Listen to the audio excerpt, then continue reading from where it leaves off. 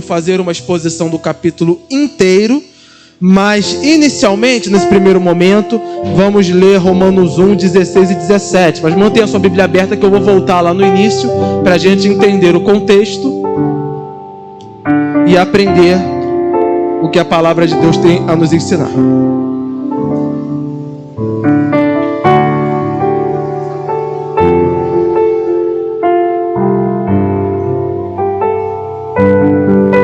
Romanos 1, vamos ler os versículos 16 e 17.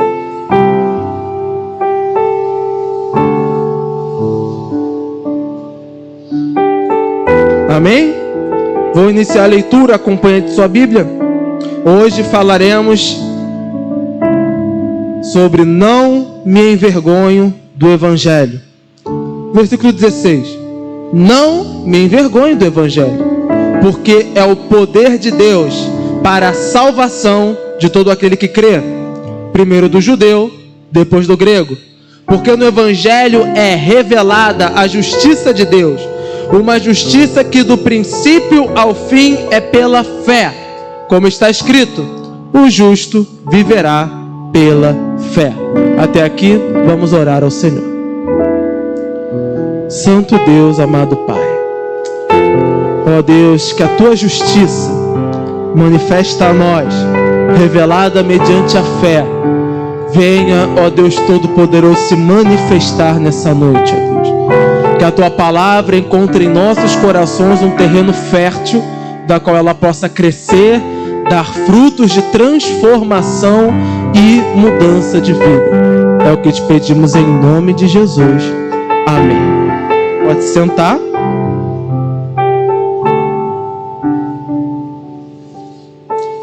O livro de Romanos, a carta aos Romanos, que é tão rica doutrinariamente que podemos até considerar quase que um livro, ela foi escrita como um pedido de Paulo de ajuda. Obrigado, Samuel. Uma ajuda para um serviço missionário. Paulo já estava na sua 3ª viagem missionária e ele já tinha conseguido, pela graça de Deus, ali abranger quase todos os territórios ali de Roma, os territórios europeus, os territórios ali da região. E ele queria chegar até o que hoje nós chamamos de Espanha. Ele queria chegar até lá, porém ele não estava com condições de chegar. Então ele envia essa carta aos crentes de Roma, que era uma igreja composta quase que por completa de judeus. E nós já falamos sobre isso quando nós vimos que o evangelista Marcos, que escreveu o Evangelho de Marcos, ele fazia parte também dessa igreja posteriormente. Ele iria fazer parte dessa igreja de Roma. Então, como a igreja de Roma era basicamente constituída de judeus, e os judeus tinham uma visão muito fechada a respeito da salvação, acreditavam que a salvação era apenas para judeus, Paulo precisa desenvolver todo um argumento de que é da vontade de Deus que o gentio também seja alcançado pelo Evangelho. E o livro inteiro de Romanos é isso, é a doutrina bíblica da salvação. Porque Paulo precisa ensinar a salvação para eles, para que eles entendam, olha, essa obra maravilhosa de Jesus, a salvação de Cristo, que Cristo conquistou para nós, não é exclusiva apenas a um povo, não é exclusiva apenas a uma família. E aqui ele tenta, através de todas as formas possíveis, ensinar essa doutrina. Então esse é o pano de fundo do livro de Romanos, da carta aos Romanos. E ele vai desenvolvendo essa obra. Aqui nos capítulos primeiros ele vai falar sobre os gentios. No capítulo 2 ele vai jogar lá embaixo a arrogância dos judeus, porque ele vai dizer, olha, não pense porque são judeus que podem se achar, também necessitam da salvação. Joga eles lá embaixo. E no capítulo 3, aí sim, terminando essa introdução, ele vai detalhar do porquê toda a humanidade precisa de Cristo. Não apenas o judeu, não apenas o gentio, mas todos são necessitados de Cristo. E hoje quero trazer para você, baseado também nessa argumentação, entender Porque nós, como igreja, temos a responsabilidade de pregar o evangelho a todos, indistintamente, levar o evangelho a todas as pessoas da qual podemos levar.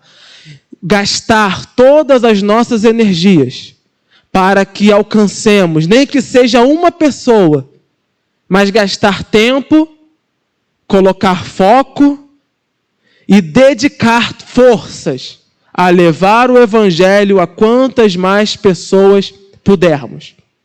Inicialmente, nós aprendemos, só nesses 2 primeiros versículos introdutórios que lemos, que o evangelho é o poder de Deus para a salvação, para todo aquele que crê, primeiro do judeu, depois do grego, ou seja, que o poder da salvação alcança todo tipo de pessoa, desde gregos a judeus, de brasileiros a chineses, de japoneses a americanos.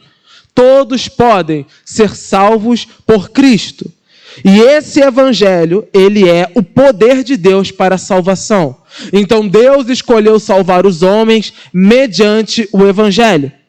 Então nós só nesses primeiros versículos que lemos já entendemos que só vai haver mudança de vida se houver alguém que pregue o evangelho. Curiosidades acerca da carta de Romanos. Grandes homens de Deus do passado se converteram somente lendo Romanos.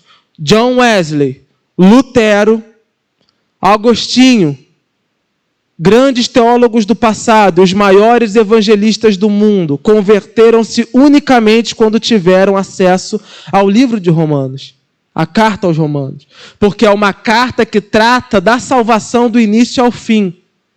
E ela traz para o leitor essa visão. Ele também pode ser salvo, ainda que não seja judeu, ainda que não seja de família cristã, ainda que não tenha tido um passado muito bom. Lá em Romanos 5, nós vamos ver que onde abundou o pecado, superabundou a graça.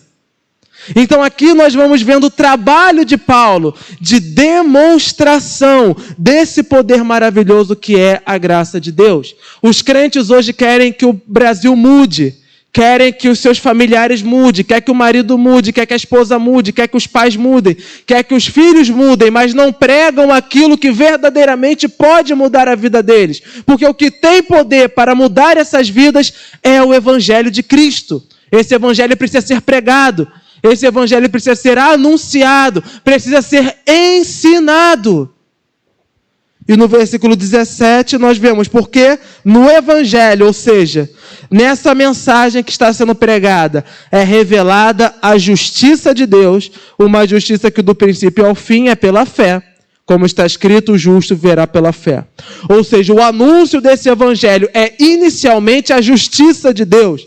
Anunciar o pecado, anunciar que o pecado é destrutivo, que o pecado é um mal, que o pecado é um vírus, e não somente como esse que tem assombrado o mundo, um vírus capaz de destruir o nosso corpo, mas é um vírus capaz de destruir a alma e lançá-la no inferno. O pecado é uma doença grave, e a cura está na fé, a fé em Cristo Jesus. Aquele que é enviado por Deus, cresceu, viveu, morreu na cruz, mas ao terceiro dia ressuscitou dos mortos, hoje vivo está, e senta ao lado de Deus Pai, reinando glorioso, eterno. O evangelho não é cura de doenças, embora nós creiamos nela com todas as forças. O evangelho não é prosperidade, embora sim Deus dê prosperidade, nós precisamos orar a Deus por isso também. Mas o evangelho é inicialmente o anúncio da obra de Jesus. Evangelho é o que Jesus fez e faz nas nossas vidas. Isso é evangelho. É falar sobre Jesus. É anunciar Jesus. É chegar para aquele que está abatido e dizer, olha, Jesus pode te levantar, porque Ele fez isso e fez isso.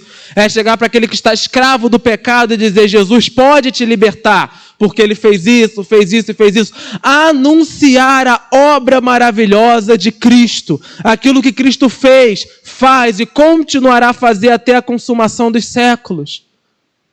Porque em Jesus está toda a esperança da humanidade.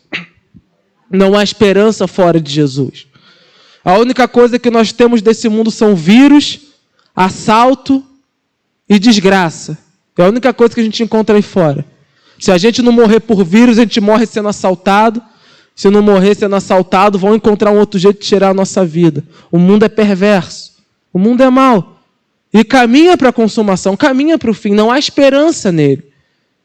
Mas quando Cristo veio como um simples menino, cresceu em nosso meio, pregou a palavra e consumou a sua obra na cruz, ele trouxe para nós a esperança. Ele trouxe para nós um chamado eficaz de salvação. Há salvação para nós.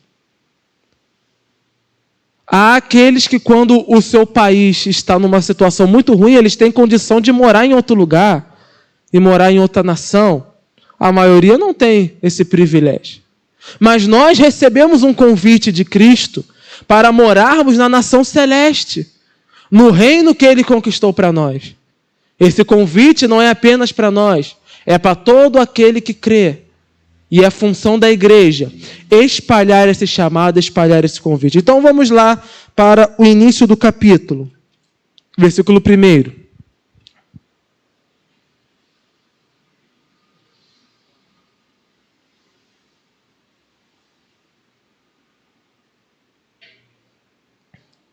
Não foi Paulo que inicialmente fundou a igreja de Roma, diferente das maiorias das igrejas. Então, ele não tem muita intimidade com os crentes que estão lá. Então, é necessário que nesses primeiros versículos ele faça uma apresentação da sua vida e do que ele está fazendo esse tempo todo. Então, até o versículo 7, nós vamos ver essa apresentação de Paulo. Paulo, servo de Jesus Cristo, chamado para ser apóstolo, separado para o evangelho de Deus, o qual foi prometido por ele de antemão por meio dos seus profetas nas escrituras sagradas, acerca de seu filho que, como homem, era descendente de Davi, e que mediante o Espírito de santidade foi declarado filho de Deus com poder, pela sua ressurreição dentre os mortos, Jesus Cristo nosso Senhor. Por meio dele e por causa do seu nome recebemos graça e apostolato para chamar dentre todas as nações um povo para a obediência que vem pela fé. E vocês também estão entre os chamados para pertencerem a Jesus Cristo. A todos os que em Roma são amados de Deus e chamados para serem santos, a vocês graça e paz da parte de Deus, nosso Pai, e do Senhor Jesus Cristo. Então, Paulo ele faz aqui uma introdução bonita, né? De quem ele é, do que ele está fazendo e daquilo que ele crê. Então, primeiramente, ele fala daquilo da qual ele foi chamado. Foi chamado para ser apóstolo. Quando? Quando Cristo se manifestou a ele corporeamente, quando ele estava a perseguir os cristãos. Ele era um perseguidor de crentes. E o romano sabia bem quem era esse cara. Ele era conhecido no meio de Israel. Então ele foi chamado ali por Cristo, quando Cristo disse, olha, você está perseguindo a mim, não é só a igreja.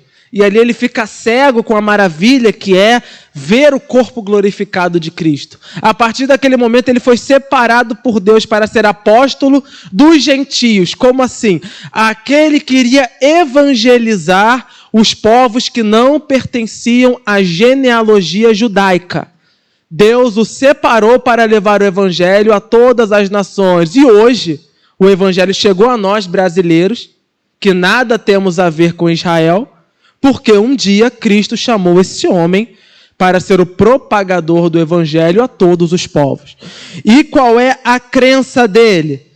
Ele crê em Cristo Jesus, que é o Filho de Deus, mas que se manifestou homem como descendente de Davi, que mediante o Espírito de santidade, ou seja, o Espírito Santo de Deus, foi declarado Filho de Deus com poder e que ele ressuscitou dentre os mortos. Ou seja, o que ele está falando? Ele está pregando o evangelho para mostrar para o romano que o que ele está pregando não é diferente do que os apóstolos pregaram a eles. Ele está falando, olha, eu creio que ele era o Filho do Deus vivo. Creio que como homem era descendente de Davi. Creio que o Espírito Santo de Deus confirmou as suas obras, confirmou aquilo que ele fez. E creio principalmente que ressuscitou dentre os mortos. E por causa desse chamado, por causa da ressurreição, hoje os apóstolos também pregam isso. E pregam o quê? Pregam que Deus quer montar para si um único povo, dentre todos os povos do mundo. Ou seja, não apenas do judeu. Dentre todos os povos do mundo, Deus quer separar o seu povo. É por isso que a Igreja de Cristo, embora seja separada, entre aspas, em denominações, é unificada quando nós falamos de um corpo geral de Cristo. Nós, os batistas, todos aqueles que verdadeiramente creem em Cristo Jesus, seja aqui, seja no Japão, todos nós fazemos parte de um único povo. O povo que João vai ver lá no Apocalipse, eis que veio de todos os povos, todas as línguas, ele viu todo mundo ali, todo tipo de gente servindo e adorando a Deus. O chamado de Deus é para todo tipo de gente. É por isso que lá em Gálatas 5, Paulo vai dizer, em Cristo não há grego, não há judeu, não há homem, não há mulher, não há escravo, não há livre. Por quê? Quer dizer que as diferenças acabaram? É claro que não. Ele quer dizer que para Deus essas diferenças não são nada. Ele não quer saber se você é pobre ou o outro é rico. Ele não quer saber se você é branco ou outro é preto. Ele não se importa, Deus não se importa com essas coisas. Ele chama a todos para que façam parte desse povo único, que é o povo de Deus, os salvos de Cristo Jesus. E Paulo quer convencer o judeu disso. Está falando, olha, ele chamou-nos para pregar o evangelho para todos. Versículo 8. Antes de tudo, sou grato a meu Deus, mediante Jesus Cristo, por todos vocês, porque em todo o mundo está sendo anunciado a fé que vocês têm. Deus, a quem sirvo de coração, o coração pregando o evangelho de seu Filho, é minha testemunha de como sempre me lembro de vocês em minhas orações e peço que agora, finalmente, pela vontade de Deus, seja-me aberto o caminho para que eu possa visitá-los. Anseio vê-los a fim de compartilhar com vocês algum dom espiritual para fortalecê-los. Isto é, para que eu e vocês sejamos mutuamente encorajados pela fé. Quero que vocês saibam, irmãos, que muitas vezes planejei visitá-los, mas fui impedido até agora. Meu propósito é colher algum fruto entre vocês, assim como tenho colhido entre os demais gentios. Sou devedor tanto de gregos como a bárbaros, tanto a sábios como a ignorantes. Por isso, estou disposto a pregar o evangelho também a vocês que estão em Roma. Agora sim, não me envergonhe do evangelho, porque é o poder de Deus para a salvação de todo aquele que crê. Primeiro do judeu, depois do grego, porque no evangelho é revelada a justiça de Deus, uma justiça que do princípio ao fim é pela fé. Como está escrito, o justo viverá pela fé. Então esse chamado de Paulo é para que a igreja lhe apoie nessa jornada dele, de levar o evangelho a todos os povos. E ele faz aqui esse chamado, olha, eu queria muito ver vocês, eu estou aí para desfrutar desses dons maravilhosos com vocês e quero que também vocês demonstrem frutos como os judeus têm demonstrado. É que ele fala, eu sou grato tanto a bárbaros, tanto a gregos. Os gregos consideravam os outros povos bárbaros, ignorantes. Hoje a gente fala que homem bárbaro, que gente bárbara, povo ignorante. Ele estava dizendo o quê? Que no evangelho não tem nem diferença de estudo. Porque ele alcança os estudados e alcança também os que são considerados bárbaros, são considerados ignorantes. É um evangelho universal, não no sentido de apoiar todo tipo de comportamento, a gente vai ver mais para frente, mas no sentido de chamar todo tipo de pessoa para a salvação. É um chamado eficaz. E o que Paulo está fazendo? Está encorajando a igreja a entrar nesse caminho missionário. E é o que eu quero falar com os irmãos nessa noite. Amados, a igreja foi chamada para levar o evangelho a todo canto do mundo e a fortalecer-nos uns aos outros como corpo de Cristo. O evangelho não é algo que nós recebemos e fica guardado para a nossa vida. Não é algo que nós trazemos para nós e deixamos apenas conosco. Ah, sou salvo em Cristo, já está bom. Vou viver a minha vida e não importam as outras pessoas. Evangelho não é isso. O chamado de Cristo não é esse. A igreja foi chamada para levar o evangelho aos 4 cantos do mundo. É nossa responsabilidade usar de todo o meio possível para levar o evangelho àqueles que ainda não se converteram. Seja através do contato pessoal, seja através de ligação, através de carta, através de WhatsApp, através de rede social. É nossa missão, não uma vocação, não um chamado para alguns e não uma opção. Não foi aberta nenhuma opção para nós. É nossa obrigação levar o evangelho a todos. E se nós não fazemos isso, nós não estamos dando frutos. E Jesus já nos falou o que acontece com a árvore que não dá fruto. É cortada e lançada no fogo. Dar fruto é isso, é levar, espalhar o evangelho a todo canto do mundo. Isso é dar fruto. É fazer com que a palavra que foi confiada a nós por intermédio de Jesus Cristo alcance todos. Mas hoje, infelizmente, os crentes não estão mais dispostos a pregar e a pagar o preço pelo Evangelho de Cristo. Sequer querem ter o aborrecimento de pregar o Evangelho dentro de suas casas, porque vai ser muita perturbação, ter que aturar o parente, vai ser muita perturbação, ai, eu não aguento. Os crentes no passado morriam para levar o Evangelho, mas o crente não aguenta. É muito peso para ele. É muito difícil pregar, é muito difícil. Os crentes eram jogados nas covas dos leões, mas hoje, ai, que dificuldade levar o Evangelho. Eu não consigo falar de Cristo. Sem evangelismo não existe igreja verdadeira. A igreja de Cristo é chamada para chamar os pecadores ao arrependimento. A igreja de Cristo é chamada para isso. E é fiel àquele que nos chamou. Quando Paulo diz que não se envergonha do evangelho, ou seja, ele não sente vergonha nenhuma de pregar o evangelho, diferente dos crentes hoje que têm vergonha de pregar no trabalho, têm vergonha de pregar na escola, têm vergonha de pregar na faculdade.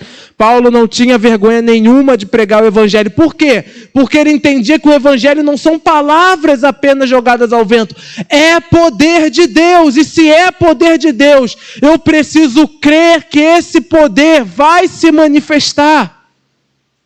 Como posso eu duvidar do poder de Deus?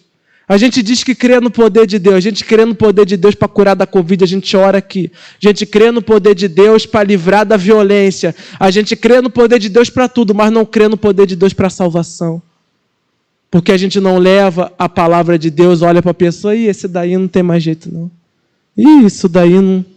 Ou então nos envergonhamos desse poder, como se fosse algo ultrapassado, como se fosse algo que não encaixa, sendo que foi esse poder que mudou as nossas vidas. O que mudou? O que transformou as nossas vidas? O que fez? O que jogou lá o nosso pecado, lá no mar do esquecimento, e hoje nos trouxe? Como Deus nos alcançou? Nos alcançou pelo Evangelho. Esse Evangelho tem que ser pregado. Esse Evangelho tem que ser anunciado. E nós precisamos crer que aquele que nos enviou na missão é aquele que vai nos capacitar. Ele vai me capacitar. Ele vai me dar sabedoria para levar o evangelho para aquela pessoa. Ele vai me dar sabedoria. Ele vai abrir a oportunidade para que eu possa fazer aquilo. Por quê? Porque esse evangelho não é apenas filosofia humana. É poder. É poderoso para mudar vidas. Esse evangelho transforma o cachaceiro, liberta o drogado. Esse evangelho restaura casamento. Esse evangelho levanta aquele que está caído. Esse evangelho ressuscita os mortos. Esse evangelho purifica o mais perverso dos pecadores. É o evangelho do poder de Deus. Isso é poder. É poder. É poder de transformação. Não é só palavra jogada aqui. Se for só palavra, gente, vamos para casa, vamos ler isso aqui em casa e vamos viver a nossa vida, que isso aqui é só palavra escrita há 2000 anos atrás. Por que a gente está aqui, encarou essa chuva, esse frio, encarando o vírus, encarando... Por que a gente está aqui? Porque a gente crê que isso aqui é poder. Eu preciso ouvir, eu preciso me alimentar. Mas da mesma forma como nós precisamos, há aqueles que estão mais carentes lá fora.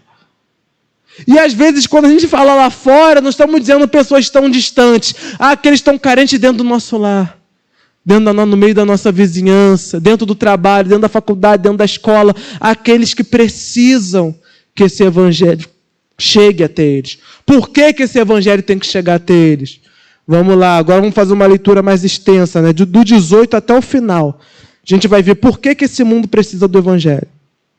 Portanto, a ira de Deus é revelada dos céus contra toda a impiedade e injustiça dos homens, que suprimem a verdade pela injustiça. Pois o que de Deus se pode conhecer é manifesto entre eles, porque Deus lhes manifestou. Pois desde a criação do mundo, os atributos invisíveis de Deus, seu eterno poder, sua natureza divina, têm sido vistos claramente, sendo compreendidos por meio das coisas criadas, de forma que tais homens são indesculpáveis, porque, tendo conhecido a Deus, não o glorificam como Deus, nem lhe renderam graças, mas os seus antepassados tornaram-se fúteis, e o coração insensato deles obscureceu-se. Dizendo-se sábios, tornaram-se loucos, e trocaram a glória do Deus imortal pela imagem feita segundo a semelhança do homem mortal, bem como de pássaros, quadrúpedes e répteis. Só uma paradinha aqui. Se vocês verem os cedros, o cedro romano dos soldados, dos imperadores, era isso aqui. Eram quadrúpedes, eram aves. Então Paulo está dando uma indireta para o Império Romano. Ele está falando, olha, esse povo se acha tão superior, essa gente se acha tão... Mas olha a ignorância dessa gente. Eles não conseguem ver as maravilhas de Deus expressas na natureza. Eles trocam a glória do Deus eterno pelo lixo. Porque é isso, levantam gesso, levantam madeira, isso é entulho, isso é lixo. Eles glorificam isso e trocam as maravilhas de Deus. Versículo 24. Por isso, Deus os entregou a toda impureza sexual, segundo os desejos pecaminosos do seu coração, para a degradação do corpo em si. Trocaram a verdade de Deus pela mentira e adoraram e serviram as coisas e seus criados em lugar do Criador, que é bendito para sempre. Amém. Uma parada aqui ele falando sobre a devassidão sexual, que era comum no Império Romano. Era um povo esdrúxulo, era um povo que vivia de orgias, nada diferente do que a gente está vendo nos dias de hoje, né? Hoje o povo está muito santo, tá? Versículo 26. Por causa disso, Deus os entregou às paixões vergonhosas, até as suas mulheres trocaram suas relações sexuais naturais por outras contrárias à natureza. Da mesma forma, os homens também abandonaram a relação natural com as mulheres e se inflamaram de paixão um pelos outros. Começaram a cometer atos indecentes, homens com homens, e receberam em si o castigo merecido pela sua perversão. Isso aqui dá a entender que são as doenças que vêm mediante as relações sexuais de qualquer maneira. Então, Paulo via as doenças sexuais, Paulo via o fruto, né, dessas orgias quase como um castigo de Deus, um castigo por eles terem trocado a natureza, por eles terem trocado o santo sacramento. É que eles não estão falando apenas da relação homoafetiva, mas também falando dos casamentos que eram abertos. Então, o marido via com várias mulheres, depois se deitava com a esposa com vários homens, depois deitava. Ou seja, imagina o tanto de doença que não tinha naquele meio, tanto de porcaria que não tinha naquele meio. Então, Paulo está falando disso também. É visível a perversão deles. Dá para ver a sujeira, dá para ver que o próprio corpo deles já está sendo afetado por causa desse modo de vida indecente. Além do mais, visto que desprezaram o conhecimento de Deus, ele os entregou a uma disposição mental reprovável para praticarem o que não deviam. É como se Deus estivesse falando, larguei de mão. Já que quer viver nisso aí, vivam nisso aí. 29. Tornaram-se cheios de toda sorte de injustiça, maldade, ganância e depravação. Estão cheios de inveja, homicídios, rivalidade, engano e malícia. São bisbilhoteiros, caluniadores, inimigos de Deus, insolentes, arrogantes, presunçosos, e inventam maneiras de praticar o mal. Desobedecem a seus pais, são insensatos, desleais, sem amor à família, implacáveis, embora conheçam o justo decreto de Deus, de que as pessoas que praticam tais coisas merecem a morte, não somente continuam a praticá-las, mas também aprovam aqueles que praticam. Dos versículos 28, aliás, desde a depravação sexual, né, dos versículos 24 até os versículos 32, se a gente disser que Paulo escreveu para os dias de hoje, encaixa, né? Encaixa. Porque o mundo é isso aqui desde aquela época. Olha o que o mundo é. Isso aqui é um mundo carente de Cristo. Por que nós temos que pregar o Evangelho? Porque dentro dessa podridão aqui há aqueles que Deus quer salvar. Dentro disso aqui, dentro disso aqui.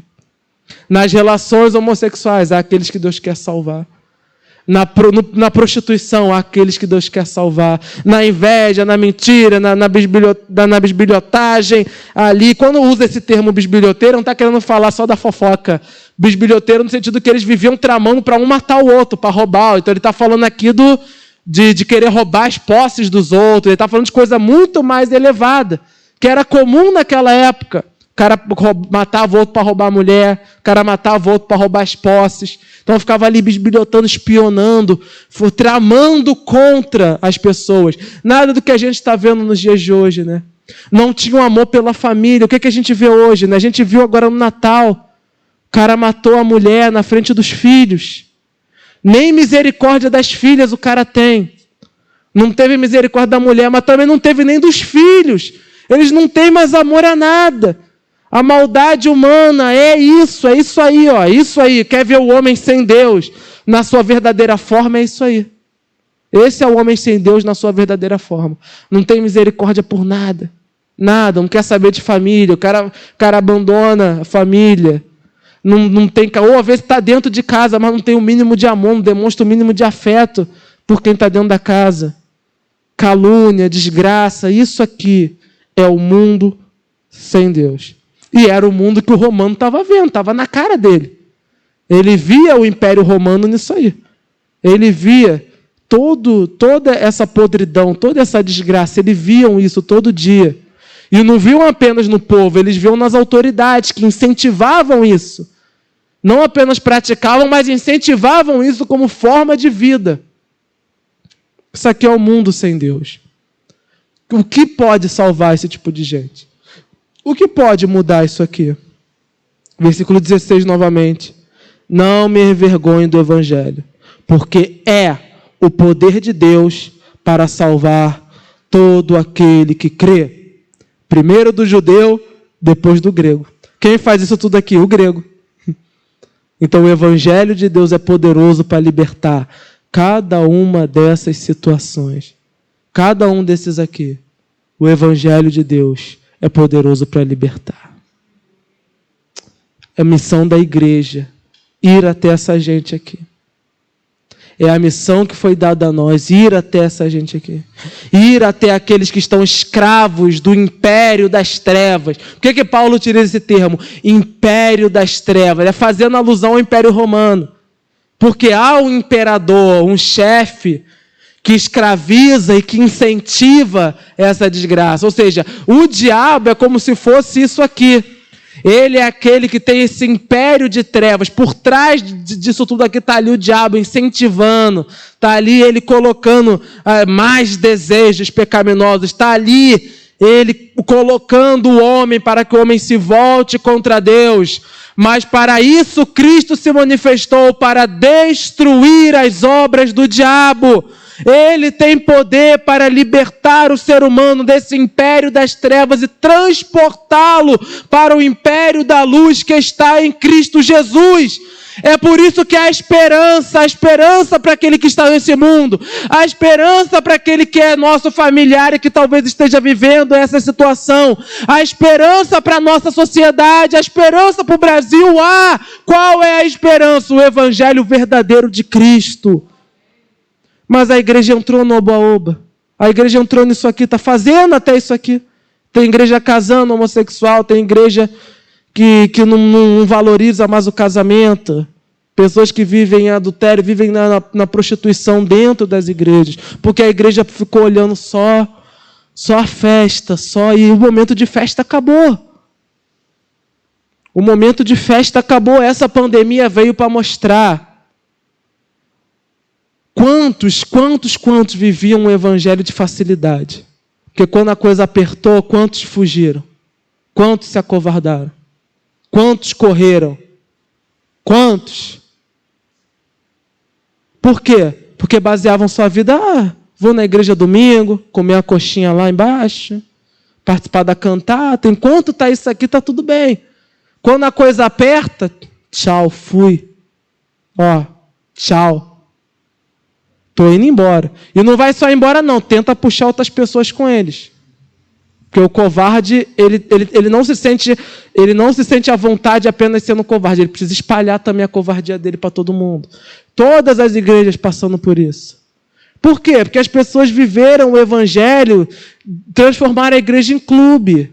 É óbvio que é maravilhoso a gente se reunir, gente, conversar.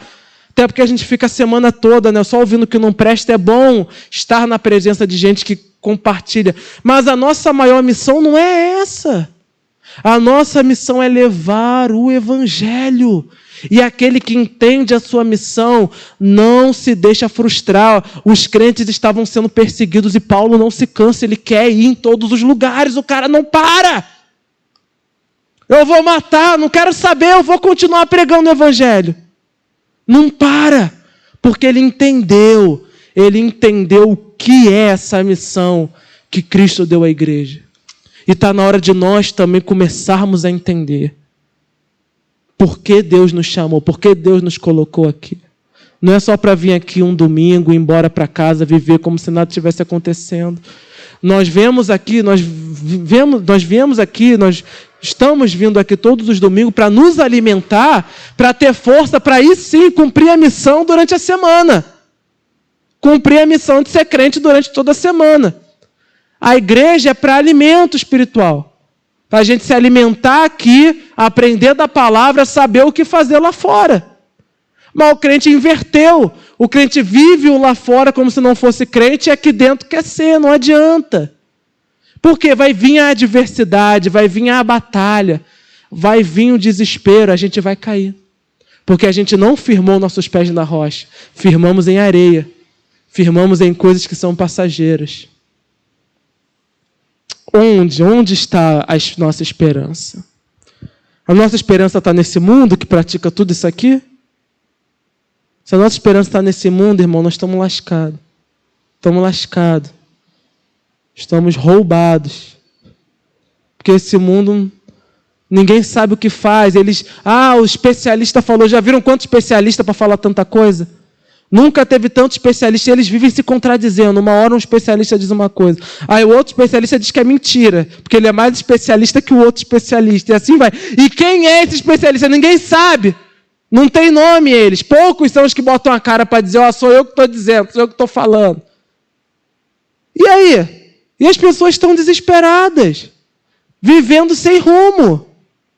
Não sabem o que fazer.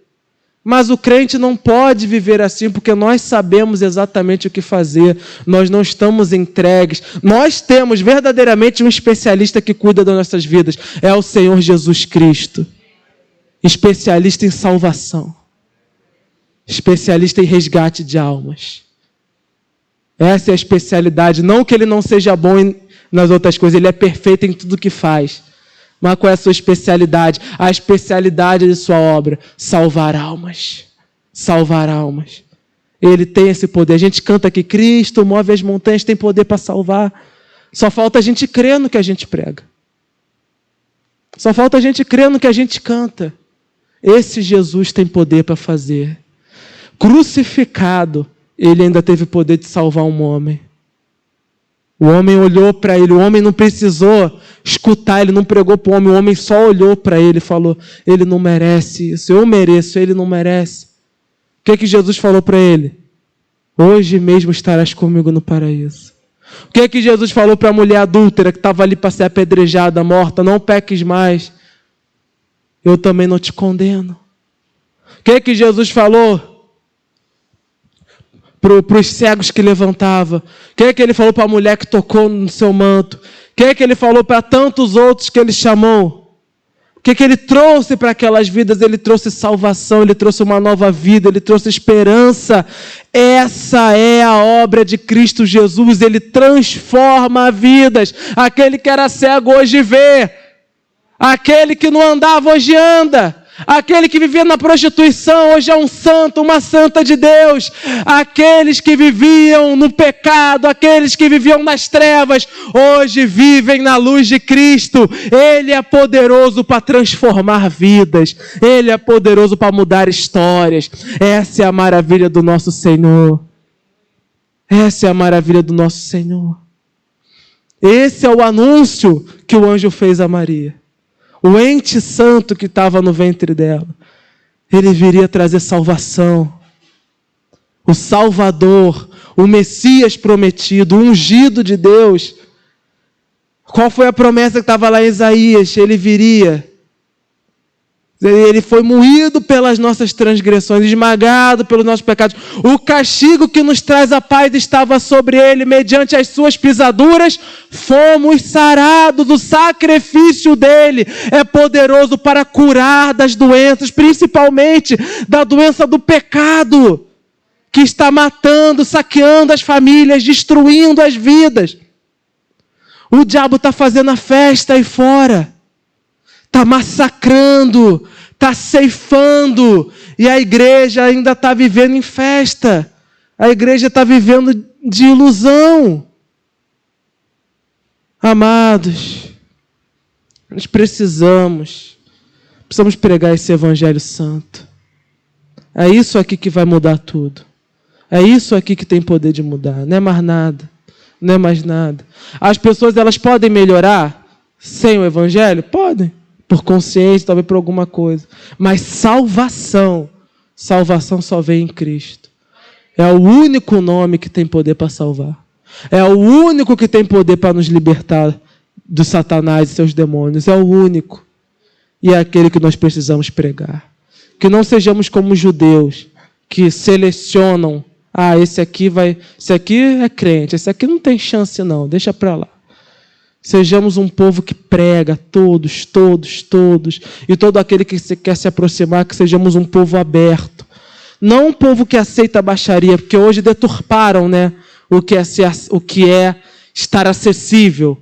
Hoje, o crente moderno, ele quer aceitar todo tipo, esses comportamentos todinho, ele quer aceitar dentro da igreja. Cristo não chamou a gente para aceitar isso tudo aqui. Muito pelo contrário, chamou a gente para pregar contra isso que está aqui. Estar aberto ao povo, mediante a palavra de Deus, não é tolerar esses comportamentos aqui. Não é nada disso. Mas é mostrar para o pecador que ele não precisa viver nesse modo de vida. Há salvação para ele. Há esperança para ele. É Cristo Jesus, o Messias prometido que veio ao mundo. Ele é a nossa esperança. Ele é a nossa esperança. Não há outra esperança além dele. Por isso que Paulo diz que ele não tem mais outro caminho de vida. Não tem mais nada que ele vai fazer. O que eu vou fazer? Se o próprio Cristo se manifestou a mim e me mandou pregar, eu vou fazer o quê? Da mesma coisa a nós, irmãos. Cristo já se manifestou a nós. Cristo já se manifestou a nós. Nós temos testemunhado e usufruído das maravilhas de Deus. Nós temos vivido as maravilhas de Deus. Agora é hora de termos coragem de levarmos o Evangelho àqueles que ainda não têm. E vamos crer, irmãos, Esse ano agora está passando, que ano difícil, né? Ano que, se não fosse Deus, ia ser só desgraça. Não tinha nada bom para dizer que aconteceu. Mas Deus é maravilhoso, fez maravilhas até mesmo no meio de tanta coisa. Mas que o próximo ano, todo mundo fala, o próximo ano vai ser melhor. Não sabemos. Mas que no próximo ano tenhamos uma meta. Não como as promessas que a gente faz de fim de ano que a gente nunca cumpre, mas uma meta verdadeira. Vamos encher essa igreja de crentes. De crentes. E vamos, amados, fazer uma coisa. Vamos fazer uma coisa que nós, como igreja, temos que fazer também. Vamos evangelizar também para os que estão dentro. Vamos evangelizar também para os que estão dentro. Entre em contato, liga para os temerosos e ensina esses crentes a crerem em Cristo Jesus. Vamos ligar para os que estão assustados. Vamos ensinar eles que o medo todo mundo tem. Jesus teve também no Getsemane. Mas que a gente tem que vencer esse medo, porque Cristo Jesus não nos chamou para covardia. Ele nos deu espírito de coragem. Vamos também evangelizar os que estão dentro e vamos trazer muitos mais dos que estão fora. Vamos trazer para esse lugar. Aglomeração. Vamos aglomerar crentes. Aglomerar crentes para entrar no céu, que lá no céu não há doenças. Vamos aglomerar crentes para Cristo Jesus. Vamos encher este lugar de crentes verdadeiros que não têm medo de nada. Não porque são irresponsáveis, não. Mas porque sabem que a vida está nas mãos do Deus Todo-Poderoso. Vamos orar ao Senhor. Deus maravilhoso, soberano, Pai eterno, nós te agradecemos pela Tua palavra, Senhor. A Tua palavra nos mostra a realidade desse mundo. 2000 anos atrás esse mundo já estava perdido. Hoje então, Senhor, hoje a perdição, quizá talvez esteja ainda maior. Mas, ó Deus, há esperança em Ti, ó Pai. Porque o Teu Evangelho, Senhor, é salvação para aquele que crê. Teu Evangelho, ó Pai, o anúncio de que um menino nos nasceu. Esse menino cresceu e durante toda a sua vida pregou a palavra de Deus.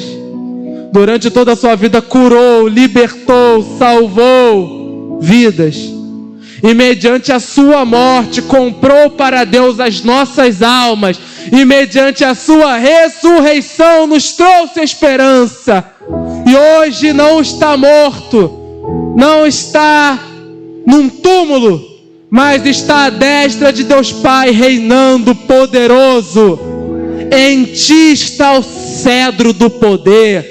Tu governas sobre todas as nações, sobre todos os povos. A Tua palavra é a última. Só morre aquele que Tu quer. Só fica doente aquele que Tu quer. Só cai aquele que Tu quer. E se for da Tua vontade, Tu tem poder para levantar até do túmulo. O Senhor é grande e poderoso, e a Tua palavra é poderosa para trazer salvação e transformação. A prostituta Raabe foi transformada por Ti. O ignorante Pedro foi transformado por Ti. O perseguidor Paulo foi transformado por Ti. Nossos familiares, nossos amigos do trabalho, da escola, da faculdade podem também ser transformados, porque o Teu nome continua santo e poderoso. Tu continua o mesmo, Tua obra não mudou. Levanta dentre nós um povo que brilhe em meio às trevas, ó Senhor Deus. Que nós tenhamos esse desejo como o desejo de Paulo, que nós não sintamos a vontade enquanto não levarmos o Evangelho aonde pudermos, Senhor. Ele já tinha evangelizado tantas vidas e não parava. Ó Deus, que sejamos nós também assim. Livra-nos da acomodação, Senhor. Que não sejamos um povo acomodado. Não sejamos um povo que se conforma de viver um cristianismo medíocre, mas um povo que está sempre tentando crescer cada vez mais na Tua obra, tentando levar o Evangelho a mais pessoas, crendo que o Teu Evangelho, Senhor, não são filosofias de homens. Isso aqui não é palavra ao vento, Senhor. Isso aqui não são palavras ultrapassadas, ó Deus. Isso aqui não são ideologias retrógradas. Isso aqui é o poder de Deus para a transformação e salvação do judeu e do grego. de todos os povos, de todas as línguas, de todas as nações, ó Deus Todo-Poderoso. Sustenta a tua igreja, Pai. Sustenta a tua igreja, Senhor. Que a tua igreja, ó Deus Todo-Poderoso, possa novamente se levantar, ó Deus. Se levantar com ousadia, se levantar com fé, colocar a vergonha de lado, colocar, ó Deus Todo-Poderoso, a covardia de lado e pregar o teu evangelho, Senhor. Que não digamos apenas de palavras que nós cremos, mas na prática vivemos como se não acreditemos em nada. Mas que o mundo veja o Deus que nós cremos e acreditamos. Que nossas faces brilhem como as de Moisés. Que vejam em nós que maior é o que está conosco do que aquele que está nesse mundo. Que a tua igreja brilhe, Deus, nesses tempos. E que essas portas, ó Pai, se mantenham abertas para todo aquele que crê, Senhor. Para todo aquele que crê. Vamos nos colocar de pé. Vamos encerrar o nosso culto hoje ao Senhor, agradecendo a Deus. Por que agradecendo a Deus? Esse evangelho aqui chegou a nós. Chegou a nós. Já agradeceu a Deus por isso? Você lembra talvez de quem evangelizou para você a primeira vez? Se já está na glória de Deus, louvado seja o nome do Senhor. Se ainda está nessa terra, ore a Deus para que Deus... Senhor, eu agradeço por ter enviado essa pessoa para trazer o evangelho a mim. Se foi através de sonho e visão, tem gente que tem sonho, visão e tem que ir para a igreja. Louve ao Senhor. Vamos agradecer a Deus pela salvação. Vamos agradecer a Deus. Não importa como Ele nos alcançou, o importante é Ele nos trouxe para a sua graça. Amados, há aqueles que eram filhos únicos e hoje tem muitos irmãos. Há aqueles que eram doentes e foram curados aqui. Nós vimos. Ninguém contou não, nós vimos. Há aqueles que viviam vidas totalmente contrárias. Nós vimos a transformação aqui. Nós testemunhamos. Isso é maravilha de Deus. Nós não podemos nos esquecer do que Deus faz, do que Ele fez na nossa vida e do que Ele é poderoso para continuar fazendo. Porque se Ele fez aqui, Ele pode fazer lá fora, Ele pode fazer na nossa casa, Ele pode fazer na nossa família. Esse é o nosso Deus. É o nosso Deus soberano, poderoso. Obrigado, Senhor, obrigado. Obrigado, Deus, te agradeço, Senhor, pela vida de meu pai que trouxe o evangelho a mim, Senhor. Me apresentou o santo evangelho. Eu agradeço a Ele e agradeço a Tu por ter salvado Ele primeiro, ó Deus. Uma família, ó Deus, que vivia de ídolos, ó Deus. Uma família que vivia, ó Deus, de adorações a deuses estranhos. Tu resgatou parte da família para a honra e glória do Teu nome. Eu te agradeço, Senhor. Eu te agradeço. Eu te agradeço pelos meus irmãos que estão aqui, ó Deus. Não sei a situação da maioria, mas eles sabem de onde Tu os tirou, ó Deus. E eu te agradeço, ó Deus. Eu te agradeço, ó Pai, pela salvação que Tu trouxe a essas vidas, ó Deus. Eu te agradeço pela esperança. Eu te agradeço, ó Deus, pelas vidas que Tu usou para acompanhar e para auxiliá-los, ó Pai. Eu te agradeço por isso, Senhor. Eu te agradeço, ó Deus Todo-Poderoso, porque o Senhor viu o nosso pecado. O Senhor viu o nosso erro. E o Senhor viu que nós continuaríamos pecando e errando, e ainda assim Tu nos amou primeiro. E nós só correspondemos a Ti porque o Teu amor veio a nós em primeiro lugar. Graças Te damos, obrigado, porque esse poder mudou as nossas vidas, ó Deus. Agora, ó Deus, da mesma forma como Tu usou essas vidas para nos alcançar, usa a nós também, Senhor. Usa-nos, ó Deus, para que nós possamos levar o Evangelho, Senhor. Levar o Evangelho, Senhor, primeiro aos de casa, depois aos de fora. Levar o Evangelho, ó Deus, a todo canto do mundo, Senhor.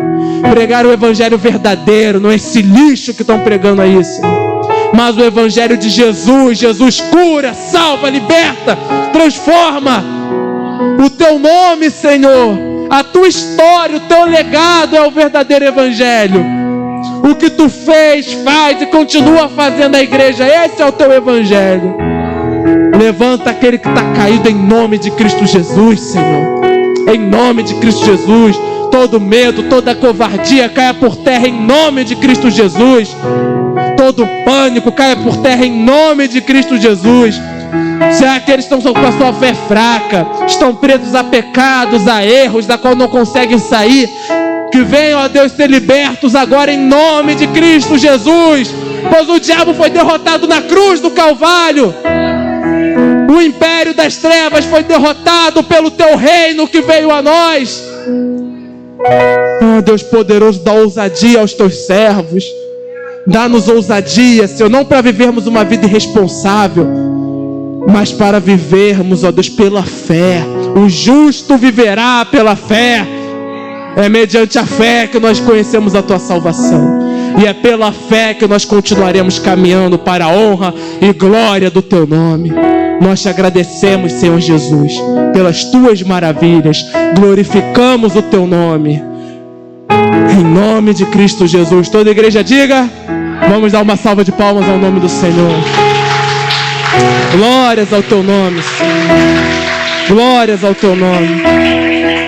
Santo, santo, santo é o teu nome, hoje e eternamente. Que Deus te acompanhe, te guarde ao seu lar, te livre de todo mal, te livre desse vírus maligno que ronda esse mundo. Que o Deus Todo-Poderoso, Deus de paz, te dê um feliz ano novo. Que o Deus de paz acalme a tua vida, te fortaleça, te proteja, em nome de Cristo Jesus. Amém. Até quarta-feira, querendo Deus. E